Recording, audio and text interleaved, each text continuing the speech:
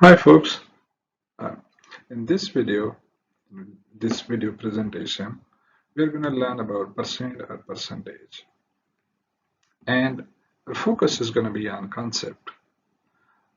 In most of my experience, um, I have observed that people struggle with mathematics, or they think they cannot learn mathematics, and the reason is mostly because they were not taught concepts, or they didn't learn concepts. They were taught in procedural way, and the focus was on memorization. Math learning doesn't work that way.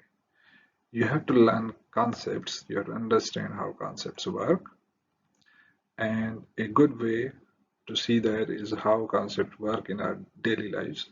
Most of the basic mathematics actually we can see in our daily lives and how it works. So in this video presentation, we are also going to discuss a few daily life examples of percent. And then reasoning. The core of mathematics is reasoning. If you don't understand the reasoning on which a method or a procedure is based, or even a concept has been driven, you don't understand mathematics. So reasoning is key. We will be uh, discussing reasoning throughout the video presentation. And problem solving.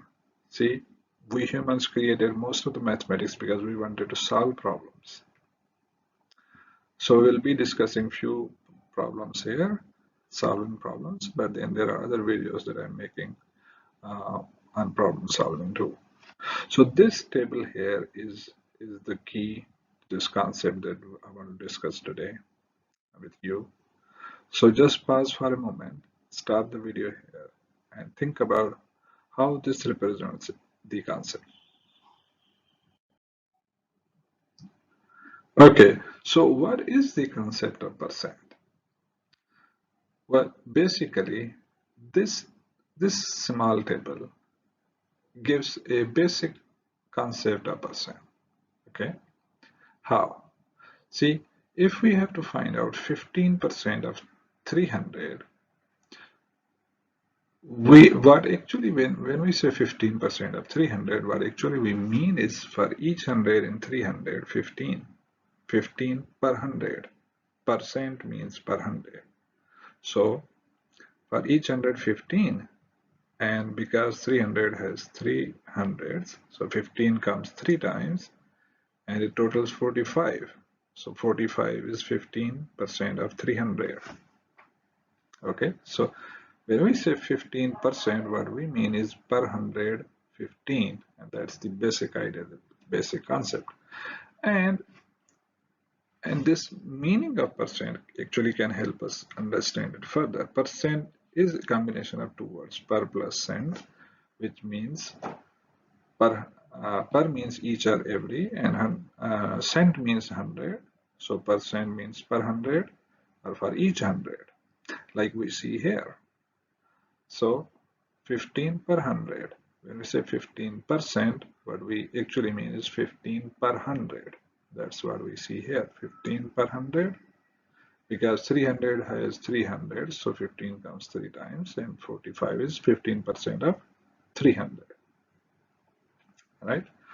So this is just the explanation of this example, but I want you to focus here. See, this procedure, which I call it conceptual procedure, 15 multiplied by 3 is equal to 45, 15% of 300.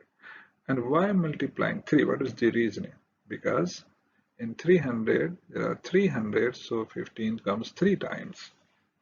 So in any quantity, the the percent, because it is per 100, so it will come actually number of times of 100 in that quantity.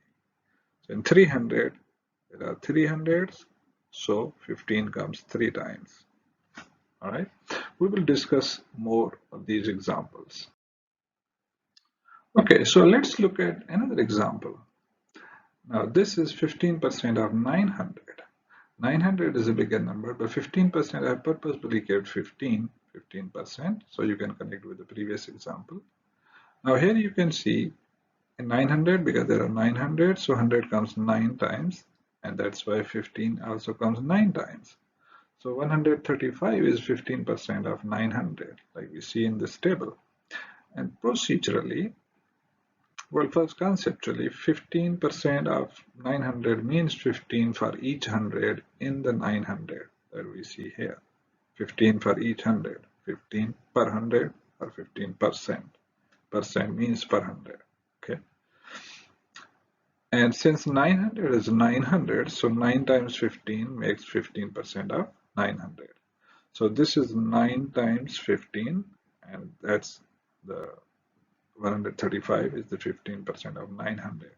And that we can calculate just this way. 15, 9 times is 135, and 135 is 15% of 900.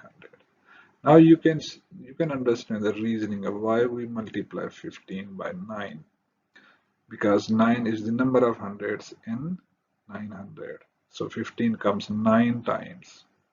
Okay, and we'll see in further examples too. Okay, so let's discuss another example. 40% of 1150. In this case, we have 11 hundreds and a half hundred, and we have to find out 40%. So as per the conceptual understanding, 40% means 40 per 100, like we see here, per 100 40. So 40 comes 11 times because there are 11 hundreds. But then we also have half hundred. So for half hundred, 40% is 20, because 40 per 100, per 100 goes 40. So half of 100 it is 20. So 460 is 40% of 1150. Okay. So conceptually, as we discussed earlier, 40% as 1150. So 40% actually means uh, 40 for each 100 in 1150. Okay. And this is the procedure we are applying. Now I'm just introducing here how we find out number of hundreds in a quantity, because I'm using these small quantities, so straight away we can understand what is the number of hundreds in these quantities, because quantities could be bigger. So this procedure helps us to find the number of hundreds in a quantity. So just divide the quantity by 100, and that will give you the number of hundreds in a quantity. So then whatever percent you need to find out, just multiply that by number of hundreds. In this case, we already see 460 is a 40%. So this is the number of hundreds. So we divide 1150 by 100, we get 11.5. That is the number of hundreds in 1150. Okay. So again, like 1150 has 11.5 hundred. So 11.5 times 40 makes the 40% of 1150. I think now we have discussed three problems, and now we should have a pretty good idea how this procedure works and what actually is the concept of percent. Now I'm going to jump to a little more bigger problems. Well, this is not a bigger problem, but this is a daily life problem, daily life use of percent. So the problem is 25% off on a large pizza. The price label is 850 rupees. So the label price is 850 rupees, but the shop is giving 25% off. So what 25% off means is that for each 100 in this price, for each 100, 25 off. For each 100, remember we discussed the concept. Each 100 or per 100. Per 100, 25 off. Okay, and that we can see this way, right? So for each 100, 25, and because there are 800s, but then there is a half hundred too. For half hundred, half of 25, which is 12.5. So in total, 212.5 is off on 850, and 212.5 is actually 25% of 850. Okay, and procedurally we can see this. Remember, we use the number of hundreds So number of hundreds is 8.5. Just multiply 25 by 8.5 and we get the same 212.5. Okay. And so the price after discount is 637.5, just minus the discount. Well, there is a traditional way as well. I want to introduce that here too, because you just do not feel disconnected and just focus on this conceptual method. So traditionally, 25% actually means 25 per 100, so 25 over 100. We can write it 25 over 100 as a ratio or a fraction. So 25% of 850, we can just multiply 850 by 25 over 100. And 25 over 100 is actually 1/4. So what we are saying is 1/4 of 850 is 25%, which actually makes sense. It's quite logical because 25 per 100 would actually mean a fourth of a quantity. So fourth of 850.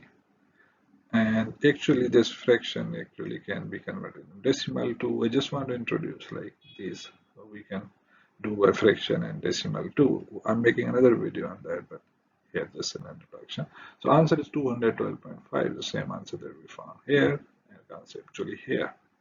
Okay, so this just to show you how this daily life problem works and how traditional method also produce the same and how it is related with our conceptual method that we have been discussing.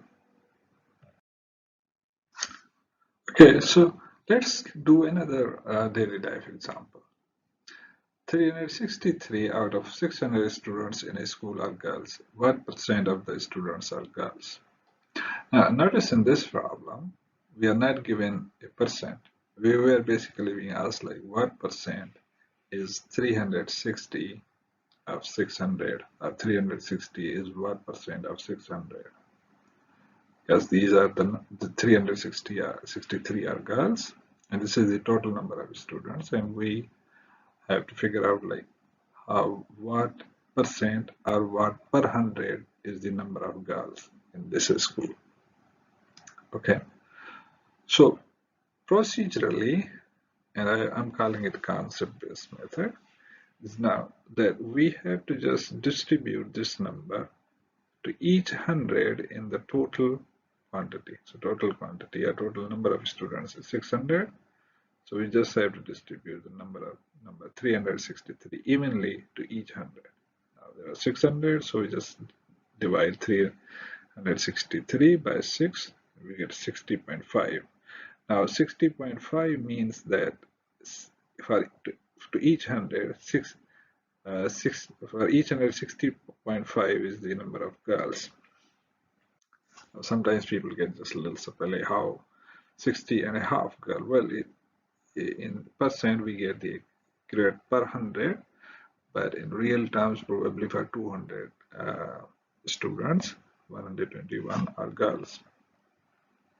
Okay, so let's verify this conceptually like we discussed earlier, and it's perfectly 363. So we assigned each 100 or give 60.5 for each 100 or per 100. It totals 363, right?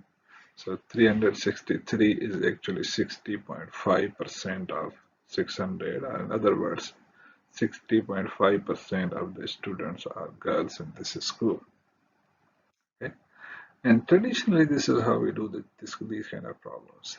363 out of 600 means 363 over 600. So we multiply 363 over 600 by 100 or 100 by this ratio or this fraction, and that actually gives us the same answer, 60.5, which is a correct answer.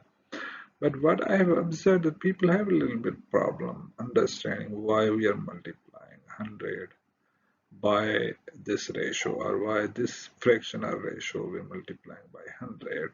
So a little bit, although this is also logical, because we are saying if the total quantity is 100 or 100%, so a ratio or fraction of there is actually girls, and that ratio is represented by this 360 out of 600.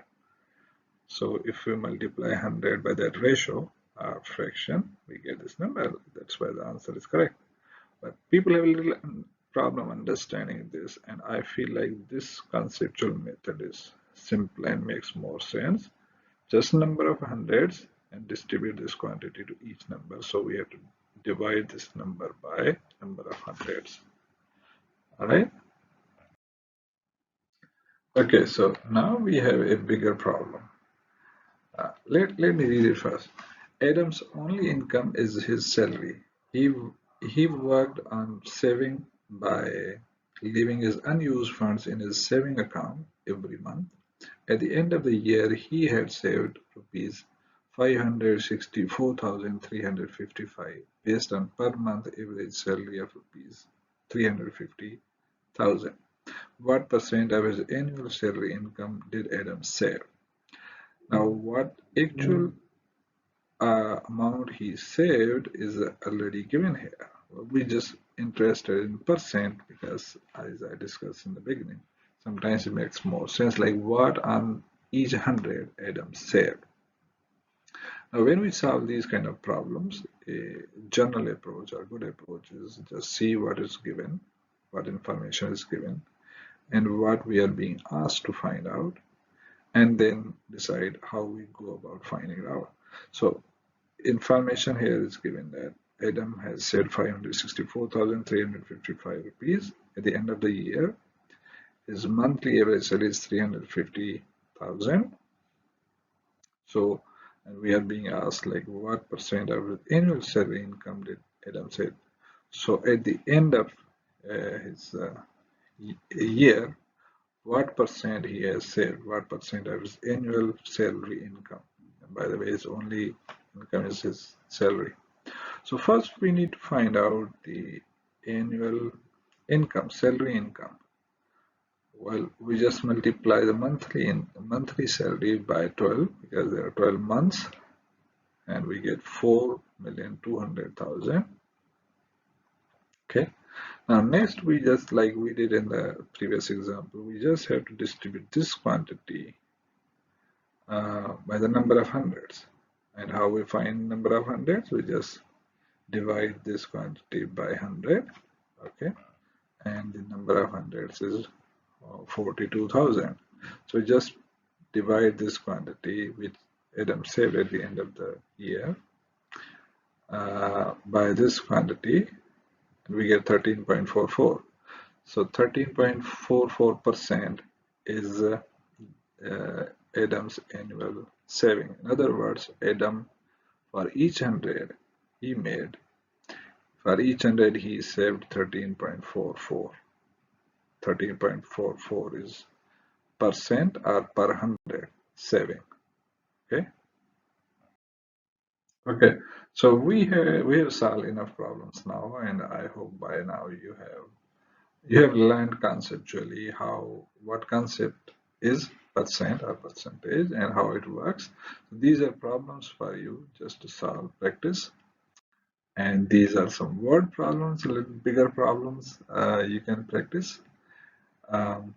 And this shall give you some bit challenge how to use and how to solve this, but these are not very tough problems. You can solve them. Okay. And if you want to see some of these problems I'm solving in other videos, so just see my more videos to see the solutions of these problems, and follow Dr. Chang's Academy on Facebook, and visit our website, drchangacademy.org. Happy learning math.